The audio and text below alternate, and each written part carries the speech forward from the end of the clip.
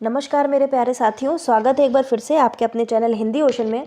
जैसा कि आप स्क्रीन पर देख पा रहे होंगे कि आज हम कुछ चुनिंदा प्रश्न करने वाले हैं जो कि आपकी यूनिट 10 है, इकाई 10 आपकी जो लगी हुई है जेआरएफ के सिलेबस में, उसी से संबंधित कुछ 10 प्रश्न हैं। अपना स्वयं का आकलन कीजिएगा कि कितने प्रश्न आपके सही हुए हैं। प्रश्न 1 है, यदि वह युद्ध यहाँ ना होकर हमारे बीच में होता तो कैसा होता।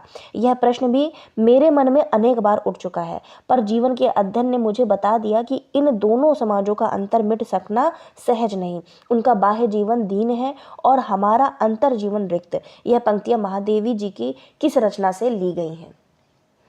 तो रचनाएं उन्हीं की लिखी हुई हैं सारी। मेरा परिवार, पथ के साथी, स्मृति की रेखाएं और ठकुरी बाबा।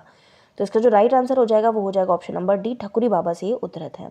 आगे चलते हैं प्रश्न नंबर 2 की ओर। हिंदी में यात्रा वृत्तांत लिखने की परंपरा का सूत्रपात किस युग से माना जाता है?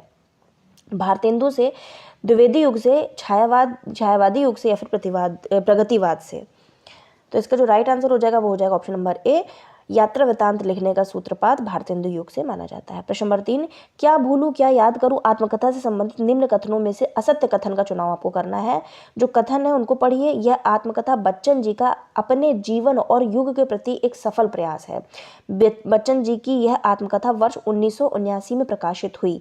इस आत्मकथा की गणना कालजयी रचनाओं में की जाती है और लास्ट ऑप्शन है, बच्चन जी को इस आत्मकथा के लिए सरस्वती सम्मान से सम्मानित किया जा चुका है। तो इसका जो राइट आंसर हो जाएगा असत्य कथन का चुनाव option number B, Bachchan Singh का आत्मकथा 1979 है। गलत हो जाएगा, ये 1979 नहीं है। इसका आप कमेंट बॉक्स में बताइए कि इसका उत्तर क्या होगा, कब आया था ये। ठीक है, आगे चलते हैं। निम्नलिखित में से असत्य कथन का चयन करना है। संस्कृति के 4 अध्याय का प्रकाशन मार्च 1956 में हुआ। यह भारत के संपूर्ण इतिहास को 4 खंडों में विभाजित करती है। इसके पहले अध्याय में 4 प्रकरण हैं, दूसरे में 8 प्रकरण हैं, तीसरे अध्याय में 13 प्रकरण हैं और चौथे अध्याय में 16 प्रकरण हैं। इसमें इसके द्वितीय अध्याय का शीर्षक प्राचीन हिंदुत्व से विद्रोह नाम से है। तो इसका जो राइट आंसर हो जाएगा वो हो जाएगा ऑप्शन नंबर 3, सी इसका सही हो जाएगा, क्योंकि इसमें जो प्रकरण है उनकी संख्या गलत लिखी हुई है। ठीक है, आगे चलते हैं। प्रश्न नंबर 5, भोलाराम के जीवन कहानी में लेखक का मुख्य उद्देश्य क्या था? भ्रष्ट नौकरशाही व्यवस्था को उजागर करना, चिंता और गरीबी को दिखाना, व्यंग्य प्रधान कहानी के माध्यम से लोगों का मनोरंजन करना और शासकीय ढंग की जड़ता को दिखाना।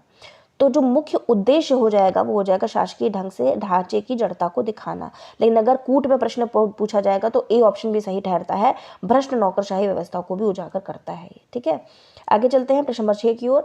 मूर्ख जीवों को लाते लाते बूढ़ा हो गया, फिर भी एक मामूली बूढ़े आदमी के जीवन ने तुझे चकमा दे दिया। कथन किस रचना से लिया गया है? प्रेमचंद घर में माटी की मूर्तें, मुर्दैया, ठकुरी बाबा या फिर भोलाराम का जीव? तो इसका जो सही राइट आंसर हो जाएगा वो हो जाएगा ऑप्शन नंबर ई, भोलाराम का जीव से ये लिया गया है। आगे चलते हैं। प्रश्न नंबर आपका आता है 7, अज्ञेय जी के यात्रा वृत्तांत अरे यायावर रहेगा याद में विषय में असत्य कथन का आपको चयन करना है। यात्रा वृत्तांत की भाषा संस्कृत निष्ठ है। यात्रा वृत्तांत की शैली कहानीमय है। इसमें 5 यात्रा वृत्तांतों का वर्णन है। इसमें तमिलनाडु के अति प्राचीन मंदिरों के बारे में बताया गया है। असत्य कथन का चुनाव करना है, तो इसका जो राइट आंसर हो जाएगा वो हो जाएगा इसमें 5 यात्रा वृत्तांतों का वर्णन है। आगे चलते हैं। प्रश्न नंबर 8, एक साहित्य की डायरी में सूक्ष्म विश्लेषण किया गया है काव्य संबंधी आधारभूत तत्वों का, शिल्प स्वरूप रचना की स्थितियों का, रचनाकार की रचना प्रक्रिया का या फिर इनमें से सभी? तो इसका जो राइट आंसर हो जाएगा वो हो जाएगा ऑप्शन नंबर डी, सभी इसमें आते हैं।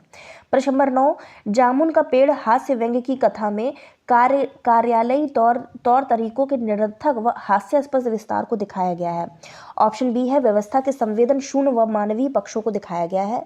ऑप्शन सी सरकारी आदेश की संवेदनहीनता को दिखाया गया है, या फिर सभी इसका उत्तर हो जाएगा। तो इसका जो राइट आंसर हो जाएगा वो हो जाएगा उपरोक्त सभी।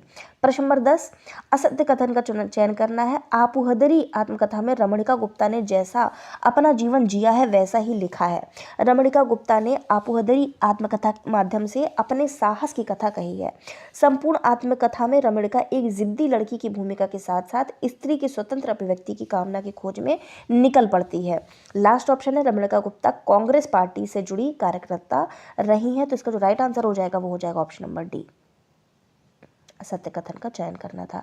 प्रश्न नंबर 11, राहुल सकृत्यायन द्वारा रचित मेरी तिब्बत यात्रा के विषय में अत्यंत असत्य कथन का चयन करना है। लेखक के तिब्बत यात्रा पर जाते समय नेपाल से तिब्बत जाने के अनेक रास्ते थे। तिब्बत में जाति पाति और छुआछूत नहीं थी। तिब्बत में औरतें पर्दा नहीं करती थी। तिब्बत की अविवाहित लड़कियां भिक्षुणियां बन जाती थीं। तो इसका जो राइट आंसर हो जाएगा वो हो जाएगा ऑप्शन नंबर ए। आगे चलते हैं, प्रश्न नंबर आपका आता है 12। मुर्दैया आत्मकथा के 7 भागों में कौन सा शीर्षक शामिल नहीं है? अकाल में अंधविश्वास, मुर्दैया के युद्ध तथा लोकजीवन, भूतनिया नागिन या फिर रामगढ़ की फाका कशी। राइट आंसर हो जाएगा ऑप्शन नंबर डी। प्रश्न नंबर 13। ठकुरी बाबा रेखा चित्र में किसका वर्णन देखने को नहीं मिलता है?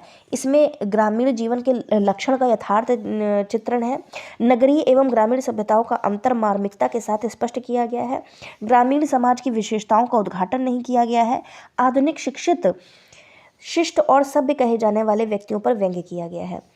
तो वर्णन देखने को नहीं मिलता, तो इसमें जो राइट आंसर हो जाएगा वो हो जाएगा ऑप्शन नंबर सी। ग्रामीण समाज की विशेषताओं का उद्घाटन नहीं किया गया है बल्कि किया गया है, तो असत्य कथन हो जाएगा ऑप्शन नंबर सी। प्रश्न नंबर 14। एक साहित्यिक डायरी में मुक्ति बोध ने किस प्रकरण में जनसाधारण के जीवन सत्य को उजागर किया है? नए की जन्म कुंडली, कलाकार की व्यक्तिगत ईमानदारी, विशिष्ट और अद्वितीय, कटुयायन का काव्य सत्य। तो इसका जो राइट आंसर हो जाएगा वो हो जाएगा ऑप्शन नंबर सी, विशिष्ट और अद्वितीय। प्रश्न नंबर 15। संस्कृत के 4 अध्याय किसको समर्पित है? महात्मा गांधी, जवाहरलाल नेहरू, डॉक्टर भीमराव अंबेडकर, रामधारी सिंह दिनकर या फिर इनमें से कोई नहीं? किसको समर्पित है?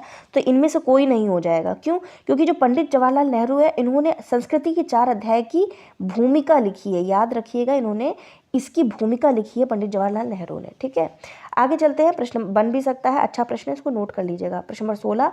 क्या भूलूं क्या याद करूं के पात्र नहीं है? प्रताप नारायण, सरस्वती, भोलानाथ, रामकिशोर, भोलाराम। राइट आंसर हो जाएगा ऑप्शन नंबर ई, भोलाराम। भोलाराम के जीव से उद्धृत किया गया है। हमारे यहाँ कला में कल्याण और मंगल की भावना को प्रमुख स्थान दिया गया है, इसलिए जिस कलात्मक सत्य की पृष्ठभूमि में यह भावना ना हो उसके प्रति मेरे मन में भी कभी आदर का भाव नहीं रहा है।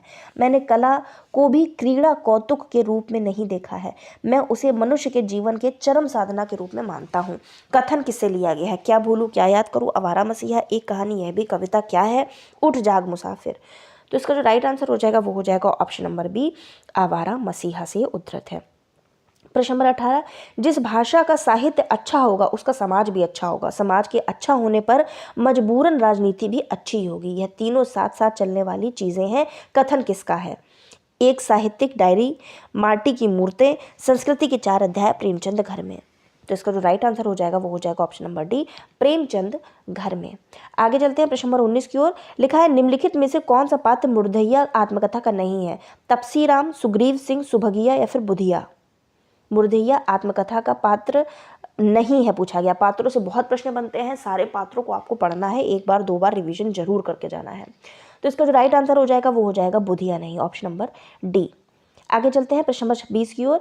निम्नलिखित में से असत्य कथन असंगत युग्म का चयन करना है। महादेवी, माटी की मूर्तें, मुर्दैया, मुसड़िया, केदारनाथ, आवारा मसीहा, भोलानाथ, क्या बोलूं क्या याद करूं। मतलब पात्र से है और रचनाएं दी गई हैं, तो इसका जो राइट आंसर हो जाएगा महादेवी, माटी की मूर्तें। प्रश्न नंबर 21। निम्नलिखित में से असंगत युग्म का चयन करना है। राहुल चक्रवर्ती का जन्म दी गया 1893 सही है। विष्णु प्रभाकर का जन्म 1912 सही है। हरिशंकर परसाई 1924 सही है, लेकिन रामवृक्ष बेनीपुरी का जन्म है 1800। कब है रामवृक्ष बेनीपुरी का जन्म? 1899। ठीक है, आगे चलते हैं प्रश्न नंबर 22 की ओर, और ये आज का हमारा अंतिम प्रश्न है। निम्नलिखित में से असंगत युग्म का चयन करना। एक कहानी यह भी जीवनी है, माटी की मूर्तें रेखा चित्र है, मुर्दैया आत्मकथा है, संस्कृति के 4 अध्याय आलोचना है। तो आपको बताना है असंगत कौन सा है। तो एक कहानी यह भी, ये जीवनी तो नहीं है, तो क्या है, कौन सी विधा है? इसकी विधा का आप उत्तर कॉमेंट बॉक्स में दीजिए। ठीक है, तो बताइए 22 में से कितने प्रश्न आपके सही हुए हैं, तो आपका स्वयं का मूल्यांकन आप स्वयं कर सकेंगे। वीडियो अच्छा लगा हो तो लाइक कीजिए, कमेंट कीजिए, शेयर कीजिए। मिलते हैं ऐसे ही एक अगले वीडियो के साथ में, तब तक सभी अभ्यर्थियों का हृदय की गहराई से प्रेमपूर्वक धन्यवाद।